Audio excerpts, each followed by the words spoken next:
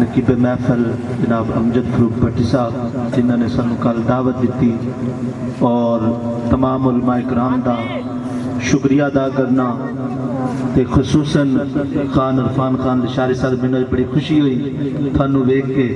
اللہ اسی طرح تھوڑا ساتھ ساڈے نال قائم و دائم رکھے۔ تے ایک شعر میرے ذہن چاہ رہا ہو تھوڑی نظران دے سامنے پیش کر کے بھٹی صاحب نے دعوت۔ شاعر لکھتا ہے کہ اس کی لوری کے لیے لفظ کہاں سے لاؤں، اس کی لوری کے لیے لفظ کہاں سے لاؤں، سارے عالم کے مقدر کو جگایا جس نے، جس کے جھولے پہ ترانے ملائک نے چھیڑے، کیسر و کسرا کے مڈیروں کو ہلایا جس نے، لوگوں وہ کھلونوں سے نہیں شمس و قمر سے کھیلے، سایہ جن پہ پر جبریل کیا کرتے تھے، گود میں لے کر گزرتی تھی حلیمہ جسم، خار وہ اس راہ کو خوشبو سے دیا کرتے تھے، گود میں لے کر گزرتی تھی حلیمہ جسم،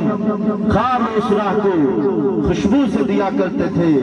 جناب امجد فروخ بھٹی صاحب، نعرہ تکبیر۔ تھوڑے